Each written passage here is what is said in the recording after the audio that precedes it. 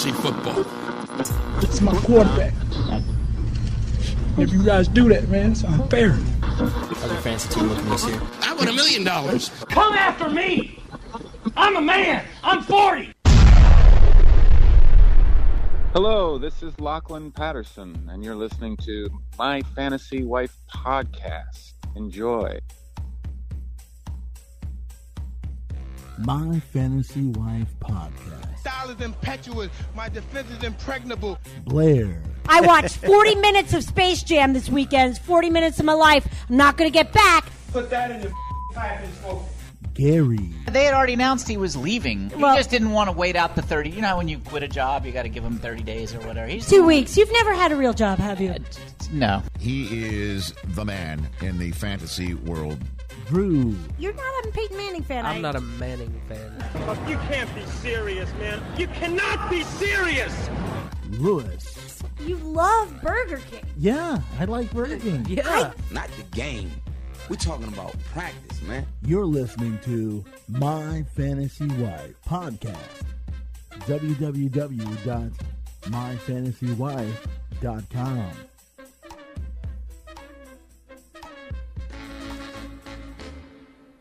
Welcome, listeners, to My Fantasy Wife, the weekly sports meets comedy meets marriage podcast, where a husband and wife discuss sports, fantasy leagues, and their impact on pop culture and relationships, including their own. I'm the wife, comedian Blaire Postman. Hey, Blaire. Woo! I'm joined by my husband and sports stat expert, Gary Hames. Thank you. Woohoo! We're also joined by our fill-in hot topics and social media maven, comedian and local TV personality, Wills Maxwell. How goes it? Woohoo! And rounding things out, sound engineer, comedian, man about town, Mr. Louis Bishop. Wills, will you sign this for my mom, please? Woo! Oh, well, anything for a fan of a fan. To never miss our weekly episodes and extras, subscribe in iTunes, Stitcher, or YouTube. Find us on Facebook and Instagram at My Fantasy Wife Podcast, Twitter at My Fan Wife, and support the podcast by liking and rating us in iTunes. Miss any of that? Then go to our website, myfantasywife.com, with links to everything. Gary? Yeah. Tell us about this week's sponsor. All right, Blaire, get this. Get this. Yes? This week's sponsor is Welcome to Double Happiness. Just Double Happiness. Okay. Wilmington's premier location for authentic Chinese cuisine. Whether you're a local, here on vacation, or faking a need to come here from a New York visit where you run a large Chinese business because you want to have their food, stop by Monday through Saturday for lunch or dinner. We're not your typical Chinese delivery restaurant. Our menu includes a wide variety of your Chinese favorites, such as chicken lettuce wraps and mushi pork, along with dim sum and traditional Chinese dishes like dry wok chicken, ginger scallion shrimp, and Shanghai-style rice cake. I can taste it now. Ba-da-da-da-bum-bum. We are locally owned and family run. Visit us today and experience Chinese cuisine with American hospitality. More menu and other info at ChineseDoubleHappiness.com. That's ChineseDoubleHappiness.com. That's right. Yeah. I changed it up for you this week. I see that. I was afraid we were getting too corporate. I just don't know how you got the money out of May. She's tough. Oh no, I'm just afraid of May, so I just put in a I see. yeah. I didn't want us to get too corporate. You realize when having all the corporate money and when everything. she finds out you did this, you're going to have to pay her. Probably. Yeah. Probably. Damages. Yeah, probably. You used my name in an to pump up your advertisement. show, Right? Exactly. And you're not paying me. Exactly. It's the Chinese food is that good, listeners. Yeah. Oh yeah. It's that good. Hey guys, how's it going? Swell. Good to have you in studio, No. Ombudsman Wills It Maxwell. has felt like ages. It has felt like ages. Well, we took off not one but two holidays in my efforts to keep the staff happy. And I noticed that Staff. to keep everybody, You in mean good me? spirits. When you say staff, do you mean me? Sorta. I noticed that the morale That's line what they used to graph call in the Gary. break room has been steadily climbing. Yes, yet yes. We went from a straight emoji to a smiley face, so Right. it's been we're good. moving on up. We've taken off both Easter and Memorial Day weekend. Yes, which is because we have to honor people who died. Well, yes, and also people who came back, and the people who came back, and sometimes children just want to see their Don't forget the bunny. The bunny? And the bunny. The Easter bunny. And the bunny, yeah. Oh, I love the bunny. Yeah. Big fan of the bunny. Big fan. How you doing, Mr. Bishop? Good. You know how long it's been since Will has been in here? His eyes have fixed themselves. He's no longer wearing glasses. He doesn't wear glasses He used to have anymore? these really thick Coke bottle glasses and a Yes. little long stick that he would in a dog, but he doesn't have none of that stuff anymore. Not everybody in this household appreciates glasses on human beings. We'll just put it that way. This is a nice studio, by the way. Oh, I thank always you. thought so, Oh, but I it is appreciate- even yeah. nicer than I realized. When you've kind of got like almost like a, you know how they put Vaseline over the lens of the old cameras Right. to like make everything look soft. I imagine that's now how the studio looks to you, Will. Yeah, It's as if Stevie Wonder suddenly got his vision back and could you see know what? everything. Why do you gotta like just I leave don't it know. alone? You know what? Don't sample things from later in the episode. Okay. Don't do that. All right. Oh God. Is All that right, what's guys. happening? Was that a tease? That was a tease. Oh, right. You know what's another thing you don't do? You don't sample anything from my restaurant. This is May from Double Happy. Oh, no, she's here. You pay for everything at my restaurant. Okay? You do. That's Chinese double happiness. Right. That postman, you say rice? I was talking about the university. No, rice. No rice. All right. She's talking about the university. Yeah. What? Whatever. The rice owls. What? No, it's just. It's not the bit. It's just that Blair is imagining all of the emails from the I know. ACLU that's waiting on her Right, computer exactly. right now. I know. Yeah, some of us donate. So we can't talk about that. Okay, I didn't know the rules. We can't talk about the Southwest Conference. No problem. Okay, fair enough. Hey, guys. I won't mention Texas Christian either. All right. You May loves you, so. Horned I'm sure toads. it'll be We fine. can't talk about the horned toads now. Well, look, we gotta What a say, great name. we gotta move on because we have a jam-packed episode for Okay. realsies. Do you All know right? what? Hold on 1 second. Do you know what a great running back came out of TCU? I think he was great. Record-breaking careers. Which one? That would be LT, Damian Thomason. Ah, there you go. Oh, I only recognize one LT, Lawrence Taylor from the '80s Giants. Okay. This is from the man though who told us that dude was from Coastal Carolina that time. So I think we might have to fact check it. I'm trying to help Will. Well, you know what, Wills? All right, speaking of which, let's get moving because we really do. We have coming up, this is episode 117, guys, if you can believe it. Woohoo! Nice. So, our wonderful guest this week from the High Plains, Crom, and Cape Fear Comedy Festivals, comedian STEVE VanderPloeeg out of Denver. Oh, yeah. What is Crom? It's a Crom festival. I just didn't want Because that's the god that. Yes. Yeah. Okay. Yeah. All right. Okay. I don't know. Well, Arnold Schwarzenegger in the Conan movies that he worshipped Crom. Oh, okay. Got you. Thank you. Okay, and so we're going to get to some fact-checking with our in-studio ombudsman, Wills Maxwell. And listeners, if you're new, this is the part of the podcast where we correct the mistakes we made last episode to make room for the mistakes we are going to make this episode. And I understand, Wills, you got a lot going on with this. Yeah, I went through it. I got my list ready to go. You know what, Blair? You know what I do? Yeah. Take things that are wrong and time to make them true. So here we go. I'm going to bring in that heat. Mr. Bishop, drop that beat. All right. It was a clean show. It was a clean show last week. No mistakes. It was good. It was good to go. Yeah. Oh. Yeah. Wow. What? Are you serious? Yeah, no, it was clean. Yeah, What? that's 2 episodes in a row. No, there's no way. In fact, I had one that I thought was wrong 2 episodes ago that I texted Blair about, to the point that it vexed me that I relitigated it to myself and looked it up again, and I was wrong. I was wrong on my own fact check. So yeah. Yeah, no. I didn't. You notice I didn't Which say fact it. check was that? I forget, thought- but I put it to the side that episode. Was it something 'cause I didn't think said? it was No, wrong. I was. I thought you guys had made a mistake in the game you played with Maddie Wiener, and you had not. So Yeah. yeah. I fact checked his fact check. Yeah. Wow. Well, that's All a right. lot of. Well, that's good. I have never seen people so disappointed to hear they did not make a Well, mistake. you know, it just, There's going to be some mistakes this week. There are going to be a lot of mistakes. We've already made probably at least 1 or 2. Right. All right. I feel good about that. okay, well. So guys, can we get a little hot topics swish of some kind?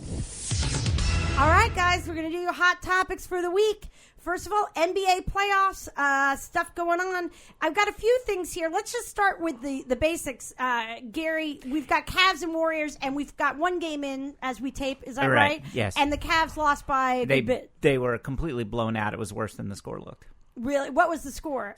They lost by 21, I think, or 23, which was only the second. It was the first time since 1983 that the NBA Finals opening game was lost by more than 20 points. And you say it was worse than the score. Is that because, like, I heard this, LeBron was negative 22 when his time on the court. And Well, you but- explained that to me. What did that mean? That they keep track of what the score of the game is while you play. Every player has a number. Like if his team outscores the other team by 5 while he's on, he'd be a +5. Okay, just during the time he's on. Right. Okay. So they calculate that for everybody. I don't know what his normal number is. I'm sure it's better than that. That's not good. But, the truth is his numbers are really good. Like, his numbers were really good. Yeah. He could not have played much better offensively. I think he had... Well, he was 9 for 20, so it was a lot of just not happening for him. 45% is not... I bet he shoots 48%. Like, it's not far. And he had 38 points and 12 or 13 rebounds and a bunch of assists. Like, it wasn't it was a good game for him. And all the other offensive players on that side did well. And several players for Golden State that normally are leaders had shit games. So, even so, they blew them out of the gym. And why is that? Because they had the all-time best record in the history of the NBA last year and then added one of the 3 best players in the NBA to it. Right. So is this like almost a no-win proposition? Like if the Warriors win, it's like, well, you better because of exactly what you just said. Yes, I think there is a little bit of that. Yep. I think there's a lot of pressure on Kevin Durant because if he goes to the best team in NBA history by record and then they don't win again, it's tough to, Right. Wills, were you going to say something? No, just that. I got the score. It was 91-113. Yeah.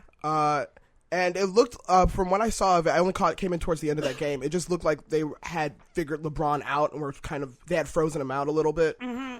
But, I really want to see the Warriors lose. I really want to see the Warriors lose just for that reason. Yeah. They went and grabbed Kevin Durant from a team that he could have led to, like, a dynasty at some point. No. Whoa. No dynasty. Was that Lewis? Yeah. That was a very strong sports opinion. An objection. That was denied. Well, it's just like the Oklahoma. What's their name? The Heat. What's that? Thunder. Thunder. The other element. The other weather meteorological element. Yeah, the other weather system name in the league. Correct me if I'm wrong, but they were up 3-1 over the Warriors in last year's conference finals. Yeah, they could have. Yeah, they did. So I know, but I'm just saying, like, for him to leave there and go to the Warriors, it's quite a leap. Yeah, it wasn't a. I imagine his fellow players on the Oklahoma team this year are a bit miffed. Yeah. Well, didn't somebody who's still behind at Oklahoma who was good? Russell Westbrook. Okay. Who was averaging a triple-double. Yes. Like doing the impossible without Durant. Even though it didn't win him the MVP. Who won MVP? I never did get that. I think they announced it during the finals. Okay. You don't think it's going to get him the MVP, though? No. Okay. And so you came across an interesting thought. I think it was it Bomani Jones who said this? Okay. Knower of all things. And he is apparently the knower of all things. He brought up an interesting question. He said that there's never been a cross-conference rivalry in NBA other than the Celtics and Lakers in the 70s, 80s. And the question was, does this qualify now? Is 3 enough for the Cavs and the Warriors to count as a cross-conference rivalry? I open it to the floor. I think the emotions are there amongst both those fan bases. I mean... Yeah. Is 3 enough? Well, plus the potential remains. The next 5 might be the same. There's nobody else in their class. Yeah. And they've each won one, so that, I think ups the stake. Well, no, they both each won a championship. Yeah. I mean, we can look in the books. I think the typical basketball. I want to see Cleveland beat them without Golden State's center getting suspended for the critical game. That's what I want to see. Well, that would be very interesting in the game we're going to be playing later. And look at me now sampling from later in the episode. What? Stay tuned, people. What? You got to know the rules to break them. Wait a minute. You're telling me that you told me not to do something and then you did it? Sure did. It's not possible. So, all right, stay tuned, listeners. Don't skip ahead to that episode of Pod Save America you've got queued up. Don't become alarmed when all your dogs start speaking Latin now. Yeah, just stay tuned. We've got some stuff coming up. Stuff's coming up. Hey, so a very unfortunate thing happened. Now, this was at one of his homes, maybe his home in L.A., there was a racist slur written on LeBron James's home, I think in L.A., and it just, a lot has been said about it. There's not much. I don't know if there's more to say other than, there's do we know a lot of Do we know what the slur was? I don't specifically. Yeah, I don't either. I'm looking it up, but I believe it was the N-word. Pretty straightforward. Because that changes things. Why does it change anything? Well, the severity of it. It wasn't like it was a racist slur. Like it wasn't LeBron is a jerk. It was. Yeah, it wasn't. Are you going to win 2 in a row? Yes, I clan. No, I don't take that. 'Cause that wouldn't be I don't accept that pun. I want to point out how easily he had that ready. I don't. I don't think I just wrote it on LeBron's house recently. It was out of my mind. Oh, God almighty. So yeah, it's a shame we're gonna have to delete this whole episode. It was his LA house, and it was the N-word written on it. And it's just, and I guess the point was just that. Well, I don't know what this loser who wrote it on there thought he was gonna. I mean, I guess that's the whole premise of who's the type of person who's going to do such a thing, and what it's not going to make any difference in their life. It doesn't per se make a difference in LeBron's life, other than the fact that it doesn't matter how famous or how accomplished you might be. Would it make a difference if it was the N-word or if it was inward please? No. That would be the same? No. Has anyone looked into the local pressure washing company that got it off? Maybe they Hey, Mr. James, how you doing? That's true. It's a shame what happened to your house there. You want I should wash that down for you half price? Half price, yeah. In recent developments, every home in L.A. has the N-word written on it, and some pressure washing guys going to Hawaii for a long time. Wow. Maybe you say something about it post-game, about Sullivan and Sons pressure washing company, maybe. Sullivan and Sons. I don't know why that's... Yeah. I don't know. Sullivan and Sons. Wasn't that like a TV show on TBS TBS? show, yeah. That Okay. was a TV, yeah. All right. That's what I think a pressure washing company is named. All right. Well, they were like, we like the premise, but Sullivan's too long. How about Sanford? So James said, no matter how much money you have, no matter how famous you are, no matter how many people admire you, being black in America is tough, and we got a long way to go. So it's just kind of like no one's untouchable from racism. No one's exempt from this. I feel like that person that did that is at least relieved that they got the wrong house, that they got the right house. I mean, can you imagine if they accidentally wrote that on Carl Reiner's house? How embarrassing that would have been for them. Because then what's the point? What's the point? They had all that paint. Oh, jeez. Jesus, all that risk, no reward. All right, guys, can we have a little change of topic music there, Mr. Bishop? Crom. I've never prayed to you before. I'll let this go for a second. No one, not even you will remember, good man or bad, why we fought or why we died. No. All that matters is that two stood against many. That's what's important. That's Crom replying. Is that your... That's Crom sending something into Conan's inbox. All right, NHL playoffs. I'm going to start with this. It's the Predators and the Penguins. Yeah. And we've got a fish, a catfish. Fish is playing? Oh my God. We gotta go. Grab the shrooms. The catfish was a Predators fan, snuck into the Pittsburgh arena with a catfish, and he threw it on the ice. And well, he just walked in. He snuck the catfish in. Right. Okay. Snuck in with. That does change the imagery. He snuck in a catfish. This guy climbing over a wall with a bag of He came in with a ticket. Well, I imagined that he came in and then went to the back and opened the back door, and the catfish flopped in. Yeah. Right. High-fived him thank you. Right. Now we're getting it done. No. And then he threw the catfish on the ice. I think. Before the game started, I'm not positive. It's going to go bad if you don't keep it cold. Well, and apparently... It's a really stupid question, but this is a dead catfish? I believe so. Okay. And, it's not a PETA thing, but then he was arrested, and they said they could charge him with up to 6 years. And eventually, they... But here's the thing that's weird. Unless that catfish died of old age, it is a PETA thing. Wait, well, here's the weird thing. Here's the weird thing. Yes. Apparently, the catfish throwing that's apparently a Predators thing in Nashville. And I don't know, Wills, if you can look this up. Does anyone know why? Is it really, or is they throwing fish to a penguin? Right, yeah, well, no. No, it's a catfish Predators thing.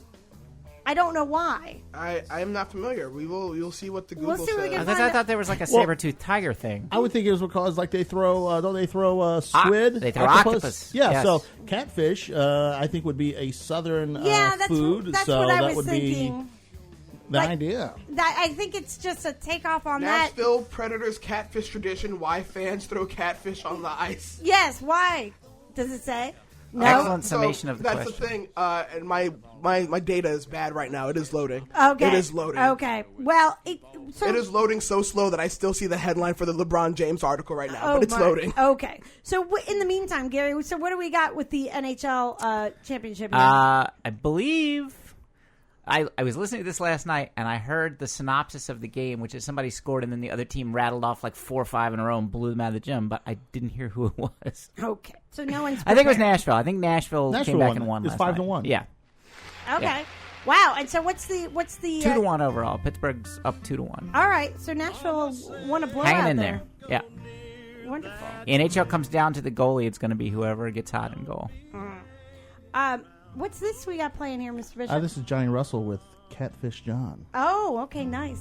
Y'all going to make me research Catfish theme songs this week? What did we do last week? All right, so here's what I've got. Yeah. Okay, so this was a Red Wings tradition, the Detroit Red Wings tradition going back to 1952, where they would throw an octopus onto the ring at the start of a series to signify that, because it was good luck, because the octopi have 8 legs. They needed 8 wins, so an octopus is good luck. So in Detroit in the 50s, they would throw an octopus. Wow. 8 wins? Well, that's a little... I guess over the course of the... I was going to say 2 series. Yeah. I gotcha. So go in 2002, Detroit played Nashville, and the home team decided to put their own twist on it.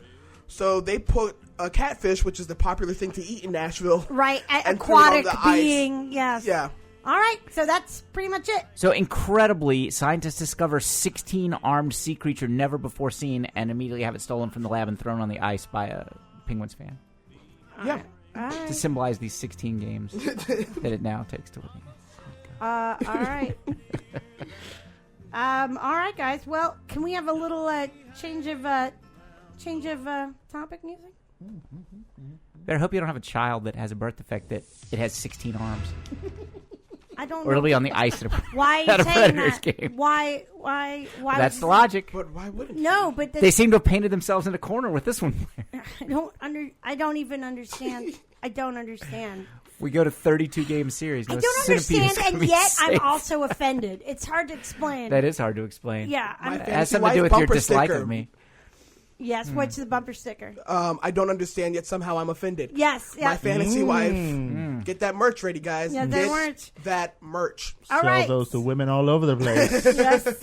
I don't understand. All right. But I'm offended. MLB, that's Major League Baseball.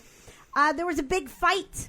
Yes. And then there were repercussions. No. What were those things, Gary? That fellow from the Washington sports franchise. Nationals? Yes. Harper. Bryce Harper. Bryce Yes. Harper, He took one in the ribs at 98 miles an hour, and then he decided it was because he hit 2 home runs in a game off the same gentleman a year or 2 ago, and so he charged the mound, bat in hand, ready to wreak havoc. Was that the reason? Well, it's Yes. unknowable. No, that's what they said. That's ridiculous. I 2 think years? I think it was quoted.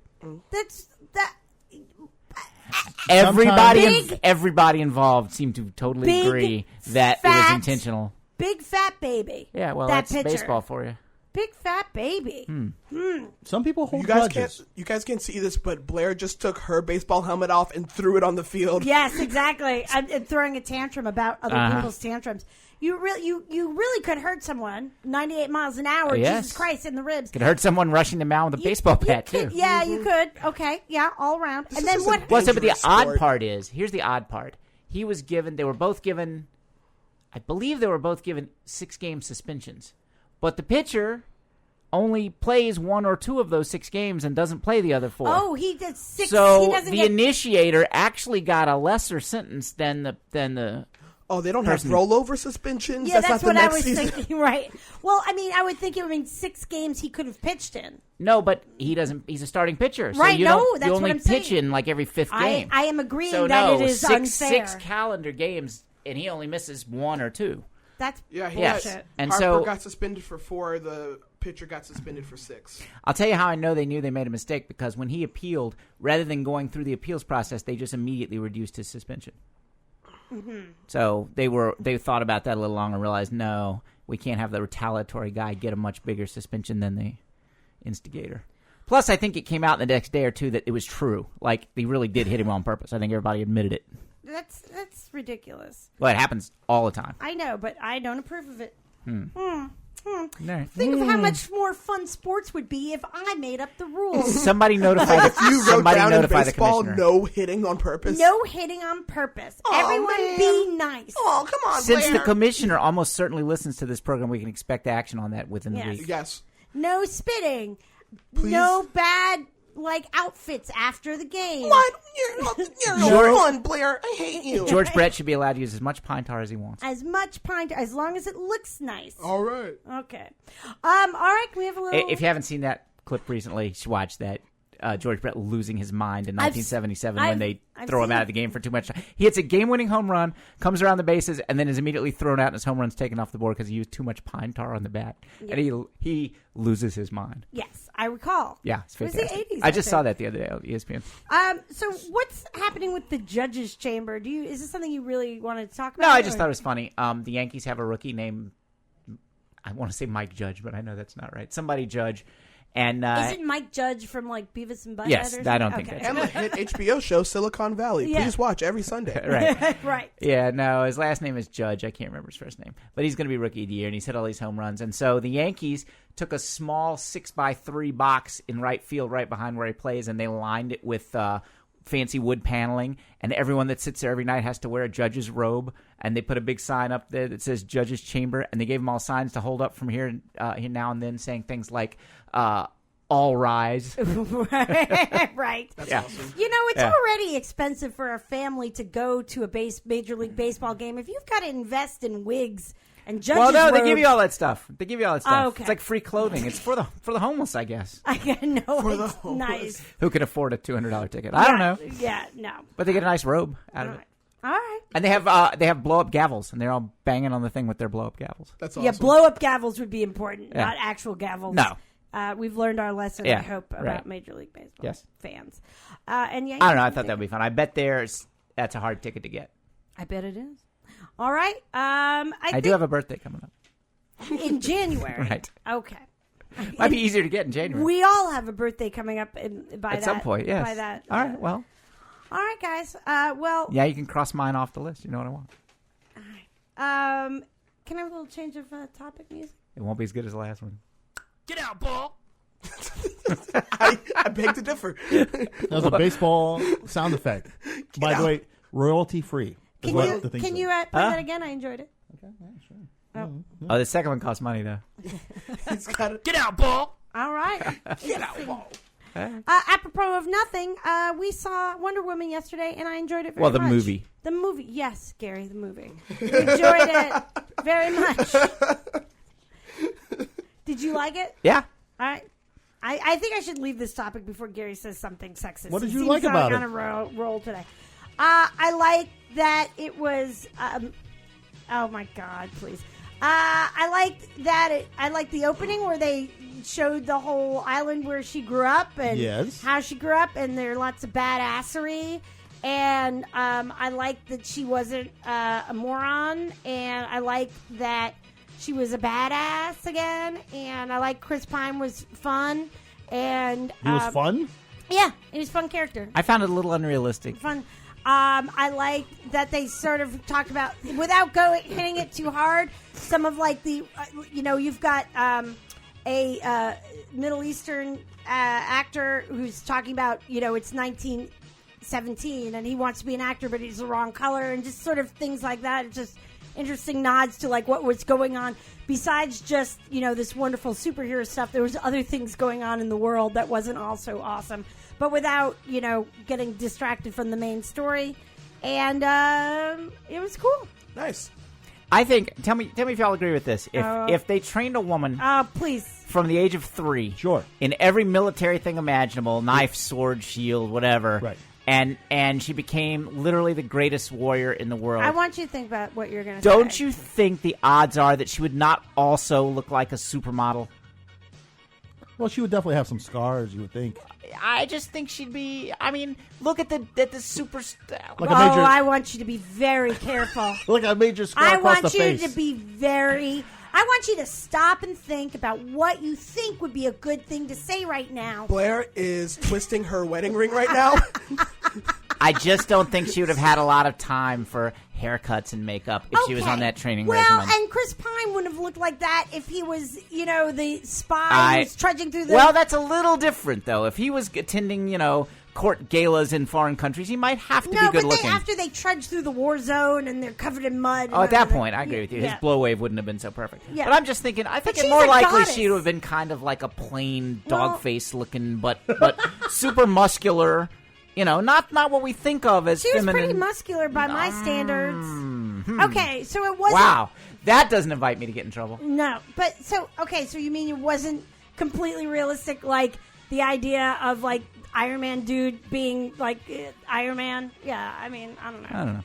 I mean, I just like there's certain elements. I like to feel that if I had a machine gun it's still and a woman fantasy. was charging 100 yards across a field, and I had a 50 caliber tripod mounted machine gun, I could shoot her. Okay, well, in this fucking scenario, she's a goddamn goddess, and she's got special electrical motherfucking bracelets, and she can run faster than anything on Earth. Can't help notice that her incredibly unrealistically good-looking legs were sticking out from under the shield. Like, stop shooting the middle of the shield. She's fast as a motherfucker. It's just a little unrealistic. It's not any more unrealistic than Iron Man or Spider-Man or anything else. Their legs, they didn't have a shield. They were completely covered in armor. They had their other issues. Okay.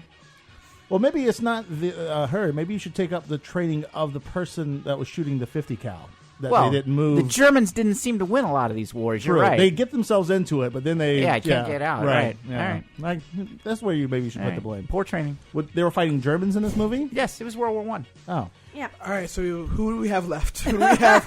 I think in order we hit Asians, black people, and women, and Germans. So who's left? I can do a quick one real quick. Okay, go on. Go. Okay, yeah. Why would these white people be talking about Indian guy in the first place? That's unrealistic, right? It's 1917, right? Yeah. Yeah. The Indian guy? I don't know. You said there was Indian guy? Or I said Middle Eastern. Oh. Just said that. Okay, but... Same difference. Wow. Right. Okay, there you go.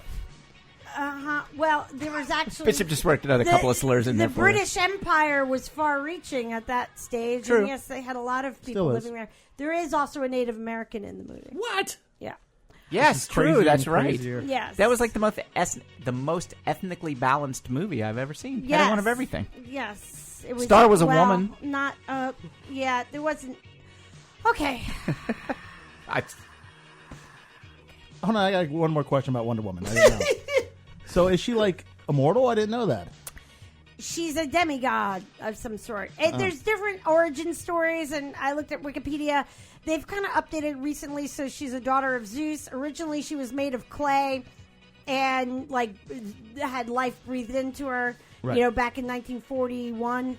But yeah, she's apparently a demigod for our purposes. Gotcha. And maybe that way too. Is she that way now in the comic books? Yeah, she's pretty much immortal. Wills. Yeah. Isn't demigod a word, and isn't it different than demigod? Demigod. But demigod is a word too, right? Yes, but that's like Demigod. Donald Trump is You're right, demigod. right. Yeah. Okay, I'm just checking. To me. Okay, guys. Well, we're going to be doing our calling of our guests now on the Dead Crow Comedy Room Celebrity Talk Line.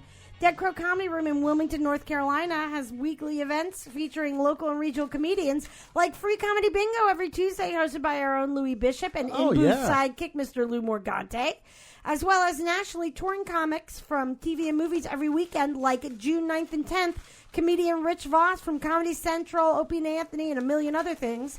Whether you're local or visiting the Wilmington, North Carolina area on your beach vacation, be sure to check them out at deadcrowcomedy.com. That's deadcrowcomedy.com. And now we're going to call Steve Vanderploeg. Yeah. And let's do that. Voice call. Gary, can you hold this, please? Sure. Steve had one of my favorite post-festival comments on Facebook, which was his tribute to the Cape Fear Serpentarium in town. Hi. Hi, is this Steve Vanderploeg?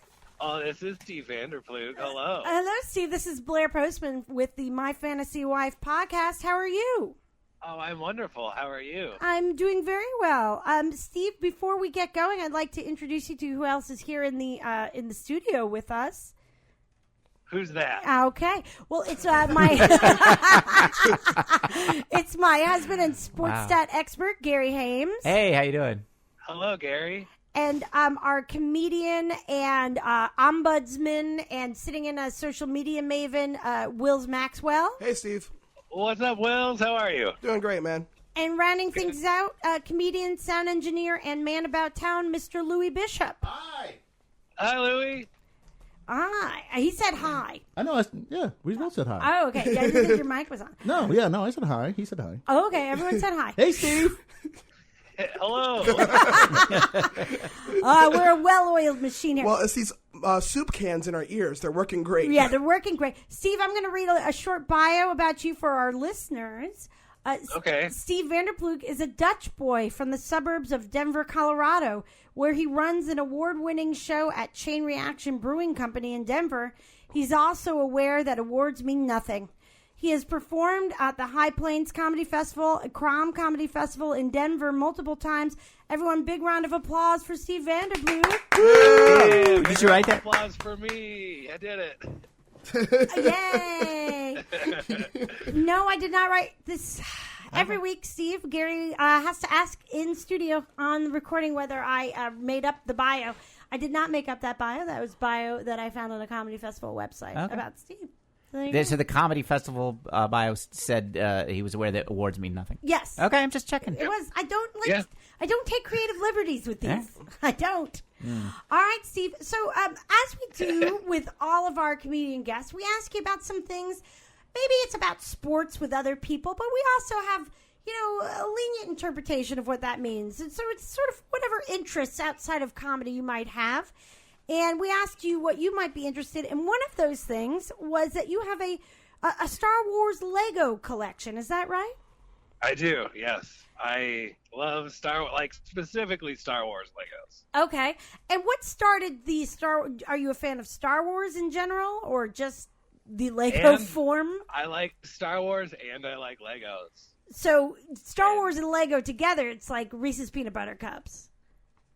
Yes. Yeah, two great tastes. Do you have two sets of each one? Do you have one that you take out and build and one that you keep in a box? Christine. I build them all for sure. Okay. Because they're awesome. Plus, you can play with them. That's great. Right. Do you have a favorite sort of character or figurine? Or is that the right word? Okay, well, I guess I would say part of my interest in it is that I also really like Samuel Jackson Lego Men. Oh, yes. What's and that? So I have a Mace Windu. Yes. Mace Windu is played by Samuel Jackson. I also have a Nick Fury Lego. Oh, do nice. They look the one same? for Pulp Fiction. They do? Yeah, but I can't find it anymore. Oh, we got to really get depressing. that. We got to get that. Oh, So do the facial features on these brown Lego bricks actually look the same, or do they just try to design them to the character? I mean, the Nick Fury one, he has like an eye patch. Right. Nice. Okay. Yeah, but pretty much every Lego character looks like the same. Right. Right. They just wearing like a Nick Fury T-shirt or like it says Nick Fury on his eye patch or something. Just got that suit. Just got that shield suit with the eye patch. Right. Well, that would look a little bit like the Pulp Fiction you got the suit. eye patch? I don't know. Are you a crazy glue person? Once the statues and stuff are done, do you crazy glue it all together so it doesn't break apart again, or do you like to take them apart and put them back together? Oh, I set them on a shelf. I build them and I set them on a shelf, and then I'll move the little Lego people around. Nice. Like a little universe, yeah. But for the most part, it's more of like 3-dimensional art, like a sculpture. Okay. I dig it. Nice. And so it's not really it didn't start with Star Wars. It was deeper than that. It actually started with the Mace Windu. Yeah, actually. I gotcha. That's awesome. Wonderful. And now it says that you're also very obsessed with Arrested Development. Yes, I think that's the best television show ever made. Okay, and what are your top 3 reasons why? Well, the show came out in 2003, and I feel like the comedy writing is still like a decade ahead of any show. Not any show, but most shows, I'd say it's still a decade ahead. Including Full House. Including Full and Fuller House. Both Full Houses. All incarnations. Okay. There was no Kimmy Gibbler, so that helps. Agree to disagree. Agree to disagree. And such a good show. And did the movie come out? There is no movie. No, oh, it's not happening. They had a reunion season on Netflix a few years ago, and there looks like there's going to be one more coming up very soon. Okay. No, they did. Yeah, they announced season 5. Okay, they have like a week and a half ago. Yeah. All right, but they never. But the movie, because there was talk of a movie for a while, but that's not happening. No, the movie then turned into another season on Netflix. They couldn't afford Jeffrey Tambor. Yeah, well, maybe not. Probably not. Yeah, not anymore. Do you ever notice how every one of the greatest shows ever made has Jeffrey Tambor in it? Were you like the It's Gary Shandling show? Oh yeah, that's fantastic. Not It's Gary Shandling show. No, I mean, Larry Sanders. Larry Sanders, yes. show. Yeah. That's a great show, though. Do you know, I never really watched it when it was on the air. That's one that I it's should on one binge of our watch. new things that you can watch them all. I just binge. was looking at some the other day. I could binge watch that for sure. I would do well to binge watch that. It's great. The people that cast of that show is gone. I mean, some of them were already famous, and it sort of relaunched Jason Bateman, but then it just launched a lot of other quirky careers too, or kind of not launched. I mean, it didn't launch David Cross's career, but it took it to a different place, I feel like. You got him that gig with Houston's Own Assaulted Nuts. Yes. Yeah. It boosted all of their careers for sure. Yeah. So the reason I'm getting to this quickly is because this is going to take some time, this next part. I also understand that you love conspiracy theories. I do, yes. And I don't necessarily believe all of them, but I love learning about them. And why do you love learning about them? I don't know. I mean, it's so interesting to hear everything as an excuse within an excuse within an excuse. And it's so interesting to peel away each layer of every conspiracy theory. I love it. Because I think the standard for that is there's no such thing as a coincidence. It's not allowed. You're not allowed to believe in coincidences. Yeah. Everything is caused. Everything's intentional. It's always on purpose. Yeah. Is it possible that he's not actually a fan of conspiracy theories, but that somebody paid him to come on our show and say that so that we would look up these certain things? Oh, believe me, it is possible. All right. It is very possible. How much is George Soros giving you? How much? Steve Vanderploeg can be bought. And wouldn't require Soros money, probably, I'm guessing. Well, here's the thing, Steve. Our own Mr. Louis Bishop, also an enormous... I wouldn't even say fan. I'd say aficionado, knowledge database of conspiracy theories. And so we've come up with, I mean, do you have any sort of genre of conspiracy theory that you particularly like or are interested in? I guess no, really all of them. Mainly murdery ones. Murdery ones? Okay, sure. What about New World Order or? Oh yeah, I mean I live in Denver. I know all about the airport. Oh wait, wait a second. Don't get ahead of us here. We've come up with a game. We always play a game with our comedian guests, and yours is conspiracy theory trivia. Now, Sweet. Typically. Here's, the deal would be that, if you win or get more than half of them correct, you win, you get nothing. But if you do poorly, you're just ridiculed. So there's a no-win situation. Well, and also, normally Blaire makes these questions seriously harder than, like God could not answer them. But these are not, for some reason. No. I think she must like you. But this time around, we're going to add a wrinkle here, and we're going to have you play against Mr. Bishop. Oh. So I'm going to need you to buzz in. And Steve, I have not looked at these. He has not looked at them. Now, here's the thing. Which way do you guys think is fair? Should I give them each? Just go in order, every other one? I think so. And then if one of them misses, then the other person can steal? I think we should do it like that. Instead of a buzzing, because that's going to be difficult. A buzzing would be difficult. Yeah. All right, we got 11, so someone will win. Yeah. Okay, we'll start with you, Steve, and if you get this wrong, Mr. Bishop will have the chance to steal, and then he'll get first crack at the next one.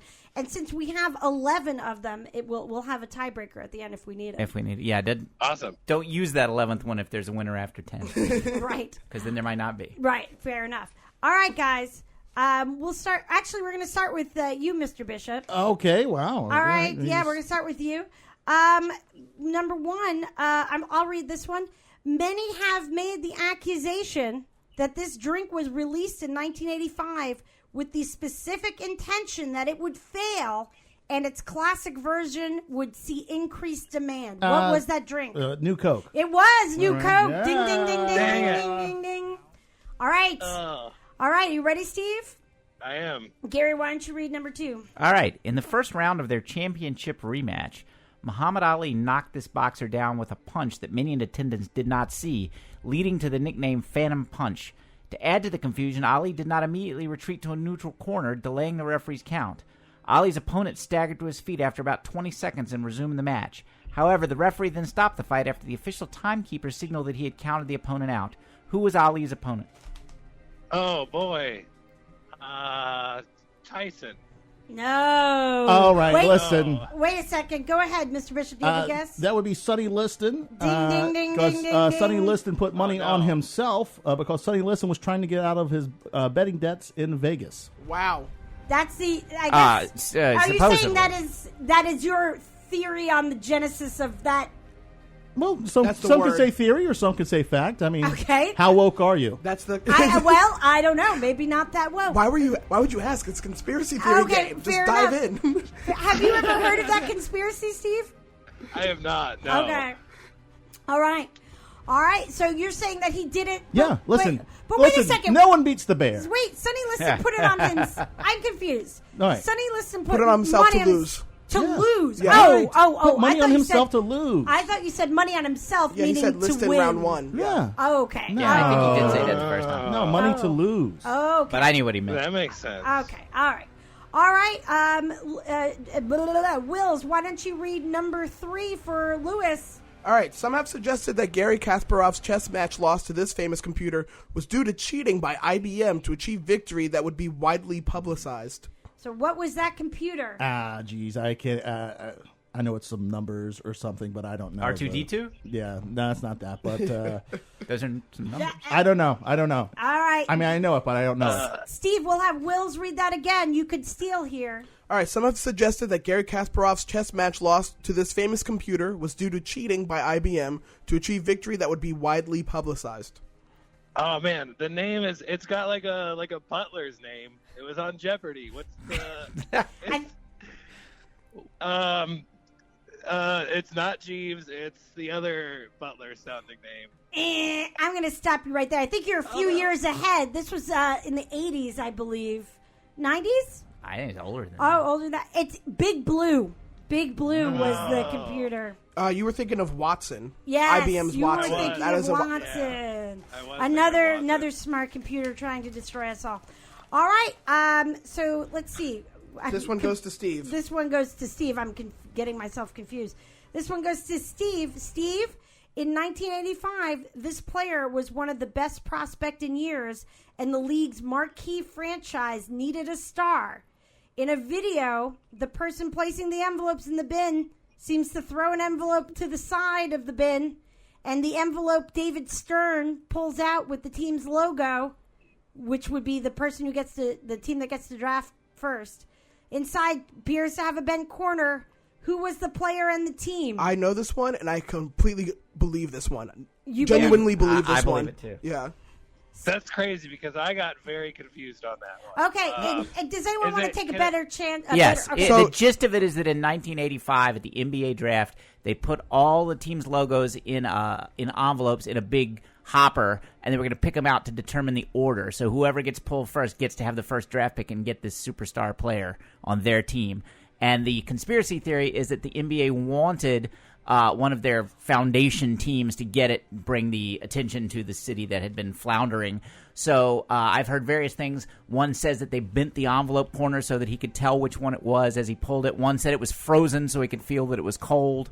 And evidently the idea is that he pulled a certain city's name out on purpose. So she's asking the player and the city that got to draft him. Oh, in 85. Yes. Yeah, Man. predates you, I think. I'm going to say the Utah Jazz. NBA foundation team Utah Jazz. Yes, okay. Yeah, that's... Scratch it. Chicago Bulls. Okay. It's a better guess. No. It's Los Angeles Lakers. No. You got the right idea now. Wait a second. Are we Lewis, going to Bishop now? Lewis Yes. gets a chance to steal. Who is it? I'm going to say the Boston Celtics with Lynn Bias. No. Oh, good try, though. No. That's an excellent guess. It was Patrick Ewing and the New York Knicks. Oh, well. Yeah. I sincerely believe that envelope was frozen. Yes, I do too. Right, Gary, I know believes that, and just because. And why do you believe it, Wills? I I watched that video probably close to 100 times now, and there's no way that it was random. Like, it feels like such a deliberate reach for that envelope. Okay, I've seen interviews with David Stern where they ask him if that's true, and he just kind of goes, "Again with this," rolls his eyes. Right. Yeah. All right. This one goes to Bishop. Okay, this goes to Bishop. Gary, read this number 5. Okay. You can tell which one's Blaire's favorite because she wrote it 3 times longer than all the rest. No, that's not in 1971, a nondescript man in his 40s boarded a plane to Seattle. He handed the stewardess a note indicating that he had a bomb in his briefcase and wanted her to sit with him. Soon she was walking a new note to the captain of the plane that demanded... I think the answer is in the question. 4 parachutes and $200,000 in careful. $20 bills. Careful. When the flight landed in Seattle, the hijacker exchanged the flight's 36 passengers for the money and parachutes. He kept several crew members, and the plane took off again, ordered to set a course for Mexico City. Somewhere between Seattle and Reno, he jumped out of the back of the plane with a parachute and the ransom money. Careful again. The pilots landed safely, but he had disappeared into the night with it, and his ultimate fate remains a mystery to this day. Who was this hijacker? Ooh, Not exactly a conspiracy. Well, we don't know that. Well, that's true. Some people think it was.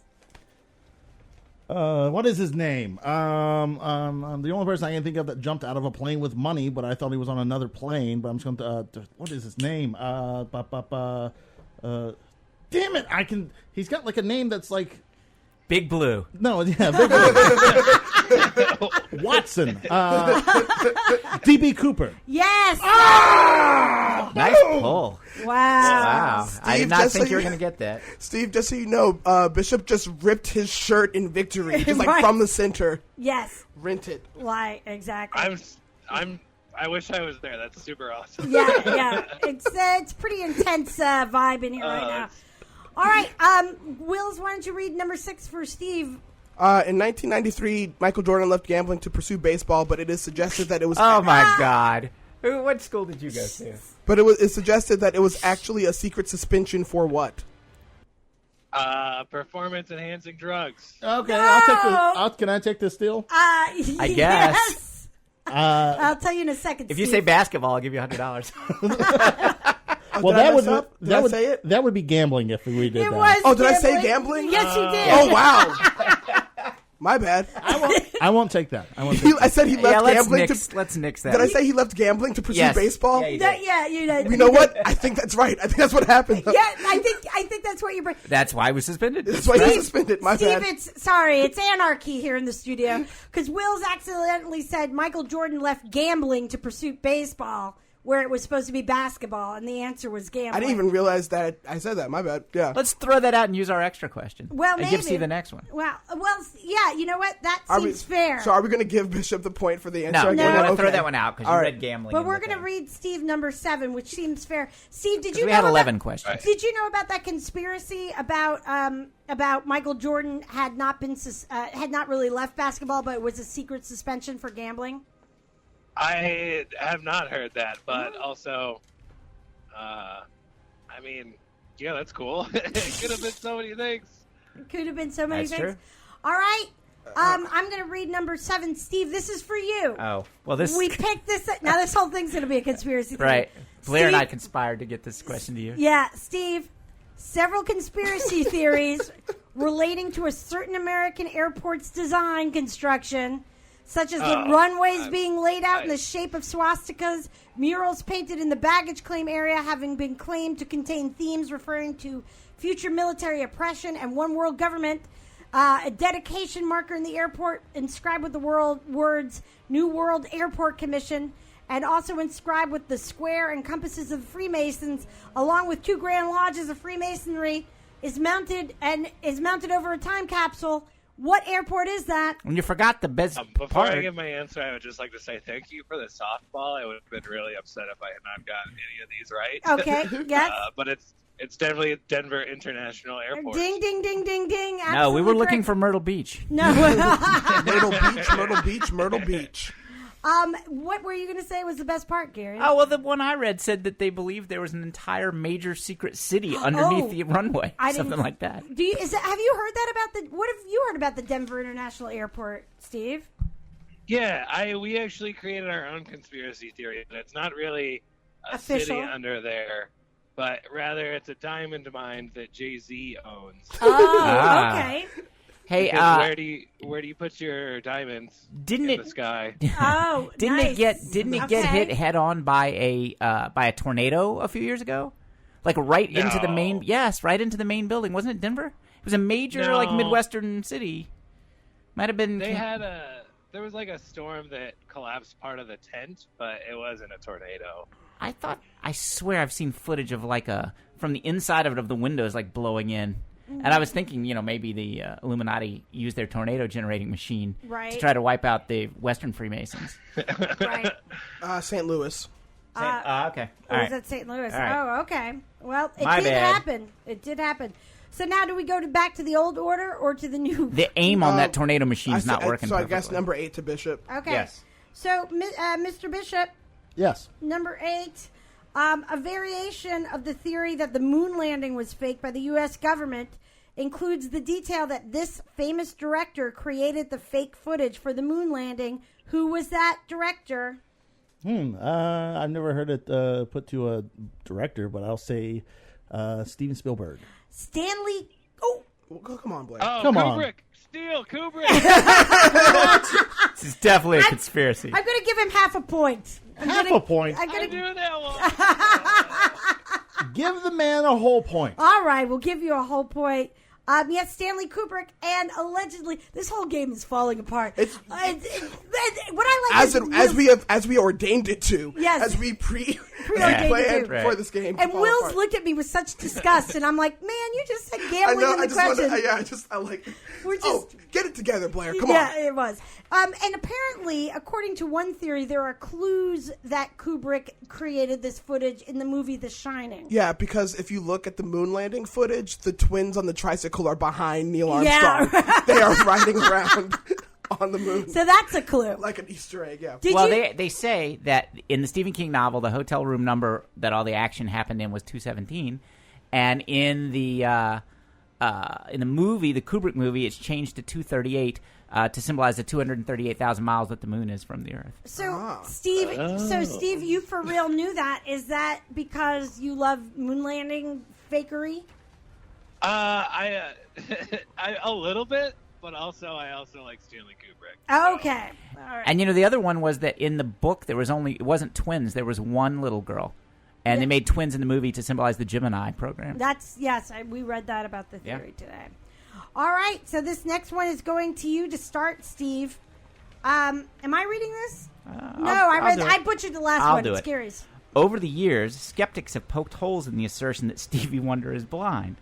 Sports writer Bomani Jones, a noted Stevie truther, points to the visual imagery in his songs, his preference for sitting courtside at NBA games, and his reputation as a childhood prankster. Then there's the visual evidence, which includes the picture of Stevie Wonder taking a photo of a Michael Jackson wax statue, and most convincingly, this video of Stevie Wonder catching a mic stand mid-fall. A late NBA star, whose nickname Chocolate Thunder came from Wonder, had claimed that the music legend can see. Who was that NBA star? Chocolate Thunder. Yes. Yes. Oh, man. Now deceased NBA star. Used to be my nickname. Now deceased. That was just because you like to eat Hershey's yes, in thunderstorms. right. So you That's like to go right. outside. Yeah. That's true. Oh, that's... I have never heard I this don't know theory, by enough the about- way. This is amazing. Well, it's a whole thing, apparently. Yes, it's a thing. I Stevie Wonder I faking feel blindness. like It's always, with any blind person, everybody thinks they're faking it. Well, that would certainly help your movie. It would help your music career. It is such a disrespect. But wouldn't it help your music career? Because everybody loves the blind kid that can play the piano. He was an 11-year-old kid who could play the harmonica. Known childhood prankster. I don't think he needed a hook past being a kid. Right, prodigy. exactly. He was this amazing, musician for an 11-year-old. We're not probably getting out of poverty. We're getting out of poverty.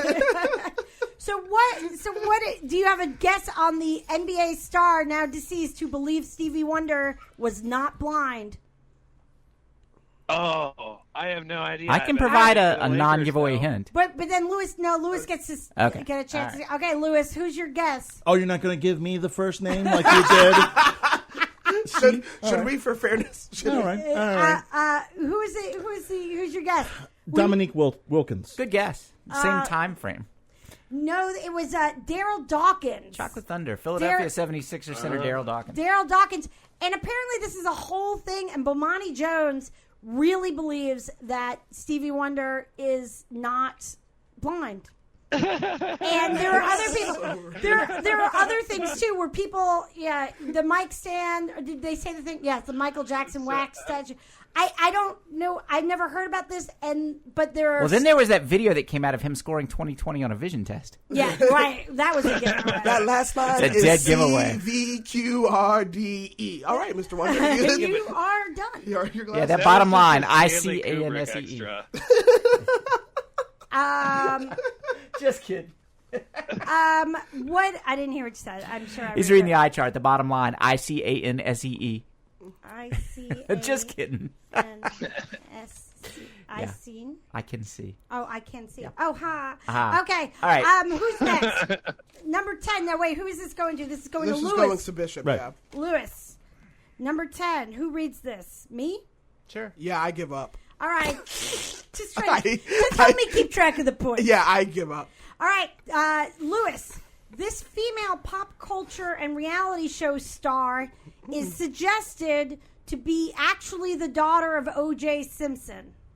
What? Yeah. Okay. Okay. Yeah. All right. I know this then. All right. Khloe Kardashian. Yes, that's correct. Ding, ding, ding. Did you know that, Steve? No, but I would have guessed somebody else. Oh, a different Kardashian, perhaps? I would have guessed Kim. Oh, okay. Well, but that picture. What about the picture that you saw? Well, there's one picture they put of Khloe versus OJ's daughter. Oh gosh, whose name escapes me. And they look very similar. But the theory is, on 2009, Keeping Up with the Kardashians, Khloe, who is the youngest daughter of Kris and Robert Kardashian, asked her mom if she was adopted. Kris said no. They did a maternity test, and it showed that she was telling the truth. But Khloe's paternity, apparently, with people, continues to raise questions. And some friends of the woman Robert Kardashian married later after her mother, after Jenner. Khloe was born in 1984. They said that she was the daughter of O.J. Simpson. And Jenner says it's nonsense. The mom says it's nonsense. She said she did cheat on Kardashian, but was years after Khloe was born. And the man was not OJ. But that is the thing. Other than those two things, it's totally possible. Well, there you go. Right. All right. So how many? It would make sense. It makes it.